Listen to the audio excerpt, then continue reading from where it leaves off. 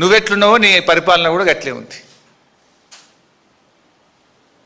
ఇప్పుడు ఆనాడు కేసీఆర్ గారు ప్రాణాలకు తెగించి చావు నోట్లోకి వెళ్ళి 11 రోజులు ఆమరణ నిరాహార దీక్ష చేసి తాను ప్రాణత్యాగానికి సిద్ధపడి కేసీఆర్ రాష్ట్రాన్ని సాధించారు. కానీ ఎన్నడూ రక్తం పారించే ప్రయత్నం కానీ ఎవరి రక్తం అడగలే కేసీఆర్ గారు. తన రక్తాన్ని ఇచ్చి తన ప్రాణాన్ని ఇచ్చి రాష్ట్రాన్ని సాధించే ప్రయత్నం చేసింది కేసీఆర్. కానీ నువ్వు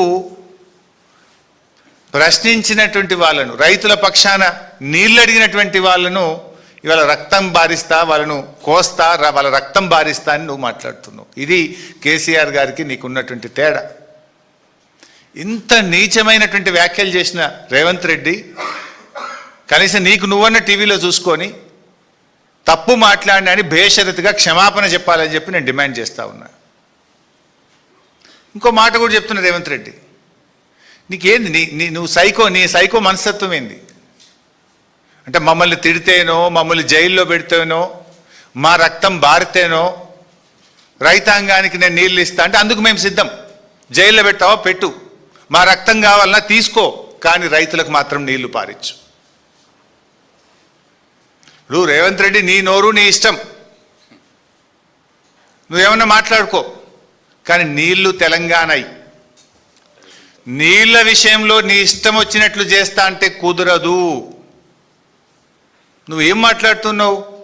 కన్నెపల్లి కట్టుకొత్తవా రేవంత్ రెడ్డి అంటే ప్రతిపక్షాలకు కంఠం నొక్కుతా అంటున్నావు. నువ్వు కన్నెపల్లి కట్టుకొత్తవా రేవంత్ రెడ్డి అంటే మా కంఠం నొక్కుతా అంటుండు. నీ ఉద్దేశం ఏంది? మాకు ఉద్యమాలు కొత్త కాదు, పోరాటాలు అంతకంటే కాదు. తెలంగాణ ఉద్యమంలో అనేక సార్లు అరెస్ట్ అయినాం, జైళ్ళల్లో పడ్డాం. మాకేం అరెస్టులు జైళ్ళు కొత్త కాదు. ధర్మం కోసం, న్యాయం కోసం, రాష్ట్రం కోసం ఆనాడు అరెస్టులు అయినాం, జైళ్ళల్లో పడ్డాం.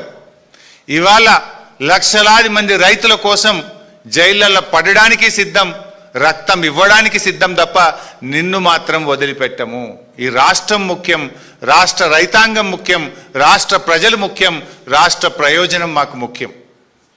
మా గులాబీ సైనికులు, బీఆర్ఎస్ కుటుంబ సభ్యులు ఎవరు కూడా నీ తాటాకు చప్పులకు భయపడడానికి సిద్ధంగా లేరు. ఇలా ఈ రాష్ట్ర ప్రయోజనాలు, రైతుల